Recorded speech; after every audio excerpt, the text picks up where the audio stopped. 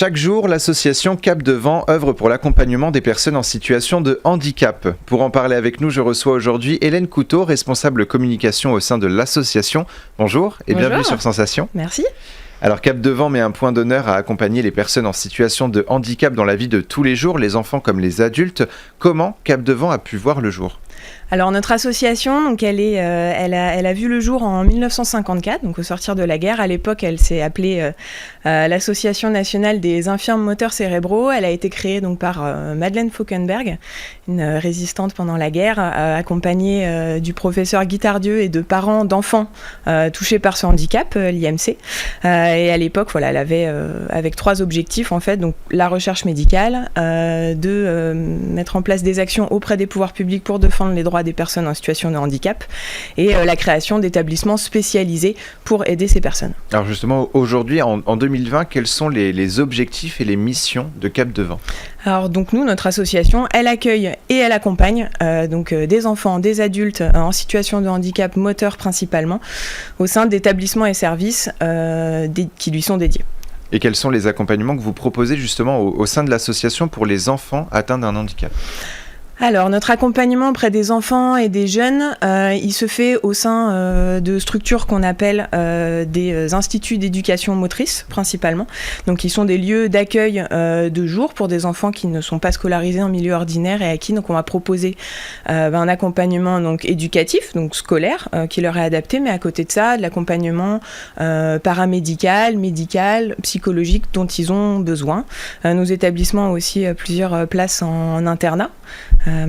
Et on a également aussi un service d'accompagnement extérieur, donc qui va proposer un accompagnement complémentaire à des enfants et jeunes qui sont scolarisés en milieu ordinaire. Et quels sont les accompagnements pour les adultes, justement ? Alors pour les adultes, donc on propose pas mal de types d'accompagnement pour que ce soit vraiment adapté aux besoins de la personne.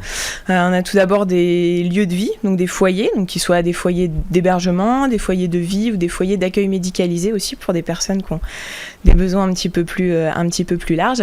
Également des services d'accueil de jour, mais également des lieux de travail adaptés. Qu'on appelle des ESAT, vous connaissez peut-être, et enfin également encore des services d'accompagnement extérieur pour des personnes qui vivent de manière plus autonome. Alors l'association vit autour de 3 valeurs que vous définissez comme des valeurs fondamentales sur votre site internet, l'humanisme, l'ambition et l'engagement. Pourquoi avoir choisi ces 3 valeurs ? Alors ces valeurs, elles ont en plus été réaffirmées il y a peu, parce qu'on a réécrit notre projet associatif en 2019. Donc nous, on porte ces valeurs, et ce qu'on porte aussi, c'est pas mal de choses à travers ces valeurs. Tout d'abord, c'est de placer la personne en situation de handicap au centre de notre action, et d'aller la considérer, elle, comme une personne à part entière, et non pas par son handicap, et donc de voir d'abord son potentiel, et comment lui faire développer ce potentiel avant de voir ses limitations. C'est aussi, nous, ce qu'on porte, c'est d'aller défendre les droits de ces personnes, leurs droits, leurs devoirs, et au sein de la société, mais aussi donc du coup de fait de changer le regard de la société sur les personnes en situation de handicap pour favoriser cette inclusion. Ce qu'on cherche également, c'est à défendre le droit au bonheur et à l'épanouissement de toutes les personnes qu'on accompagne au sein de nos établissements. Et enfin, donc l'engagement, c'est l'engagement du coup qui est sur lequel repose un petit peu notre association, donc l'engagement des familles notamment, cet engagement associatif en fait à porter cette cause, et aussi d'aller la défendre auprès des pouvoirs publics et pour un meilleur accompagnement. Aujourd'hui, il est encore difficile de faire comprendre aux citoyens qu'une personne en situation de handicap a des capacités, a du potentiel. Les personnes en situation de handicap ont parfois tendance à se sentir exclues par la société. Que faites-vous justement pour leur assurer une inclusion sociale ?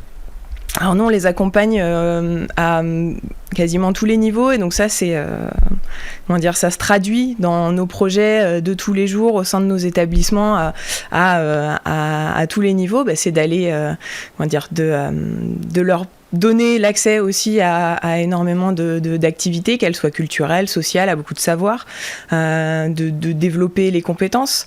Nous, ce qu'on place vraiment aussi au cœur, c'est d'aller travailler l'autonomie des personnes.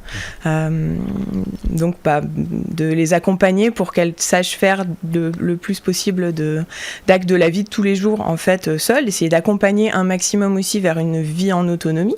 Donc, nous, en adaptant un petit peu notre offre médico-sociale avec des appartements en inclusion, avec aussi de nouvelles formes d'accompagnement, que ce soit pour les enfants ou pour les adultes, pour travailler tout ça. On travaille aussi beaucoup la communication. Donc la communication des personnes pour qu'elles puissent comprendre le monde qui les entoure et sachent se débrouiller. Et justement, est-ce que selon vous, l'inclusion sociale des personnes en situation de handicap a évolué positivement au fil des années, ou est-ce qu'il y a quand même encore des efforts à faire ? Alors, elle a évolué quand même positivement depuis des décennies, depuis la création de notre association, par exemple, ce qu'on peut voir tous les jours avec évidemment un quotidien des villes qui sont plus accessibles. Enfin, il y a l'accessibilité physique et puis aussi le changement de regard. On a quand même fait beaucoup de progrès, mais il en reste énormément à faire. Parce qu'il y a aussi une méconnaissance de beaucoup de handicaps, notamment celui qu'on accompagne. Beaucoup de structures qui ne le sont pas. Enfin, non, il y a encore beaucoup de travail à faire. Nous, on le voit dans la vie de tous les jours. Par exemple, l'accessibilité du milieu scolaire. Mmh. Voilà, idéalement, on ne devrait pas avoir des établissements comme les nôtres pour accompagner les jeunes. Et tout au long de l'année, vous organisez plusieurs événements et ventes afin de récolter de l'argent pour l'association. Comment est-ce que vous organisez justement ces événements pour collecter de l'argent, pour venir en aide finalement aux personnes en situation de handicap ? Alors, donc nous, on collecte évidemment auprès du grand public sur les événements. Donc, on a quelques rendez-vous, notamment au printemps. Nous, on participe activement à la course des héros, donc qui se tient au parc de Saint-Cloud au mois de juin. On a également aussi un événement de nos établissements du 92 au Radjardi qui se passe en juin également, et puis après aussi des événements ponctuels qui peuvent se trouver ça et là pour aller à la rencontre du public, faire connaître notre association, mais aussi collecter des fonds. Et pourquoi on collecte ces fonds ? C'est pour aider nos établissements, nos projets sur le terrain qui peuvent être de différents types. Ça peut être aider au financement d'un voyage pour certaines des personnes accompagnées. Ça peut être créer ou continuer tout un tas d'activités, de la médiation animale, de la musicothérapie, des activités sportives, des activités artistiques. Voilà. Et plein d'autres choses. On le sait, après une année difficile, beaucoup d'associations sont à la recherche de bénévoles. Est-ce que c'est aussi votre cas ?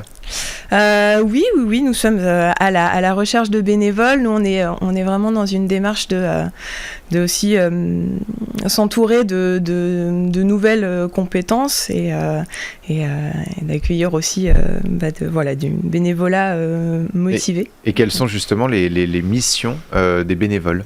Alors actuellement, nous, on a tout notre conseil d'administration, donc et notre bureau qui est très engagé. Donc les missions des bénévoles vont être pas mal en service support, donc sur la communication, sur des actions plus ponctuelles pour nous aider à travailler sur pas mal de sujets au niveau associatif, sur notre gouvernance, nos ressources humaines, donc vraiment dans le service support.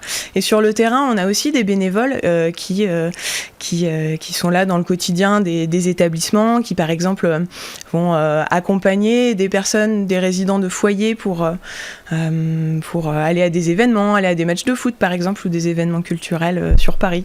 Et comment est-ce qu'on peut faire pour faire un don à l'association ou pour la rejoindre ? Alors, pour faire un don ou pour nous rejoindre, la première étape, c'est rendez-vous sur notre site www.capdevant.fr, où là, vous trouverez toutes les informations de contact et aussi un petit bouton pour nous faire un don.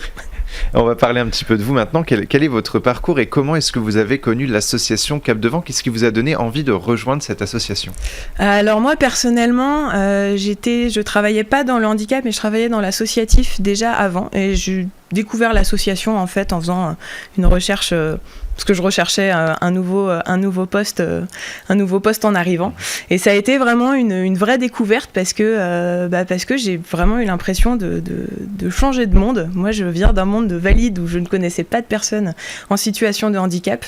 Et depuis que je suis arrivée au sein de Cap de Vent, je découvre vraiment une autre sphère que je ne connaissais pas du tout et qui pousse aussi en fait à être beaucoup plus actif parce qu'il y a quelque chose d'assez anormal en fait. Et vous apprenez finalement chaque jour aussi un peu plus. Merci beaucoup. Chaque jour, ouais. Merci Hélène Couteau d'avoir été avec nous sur Sensation.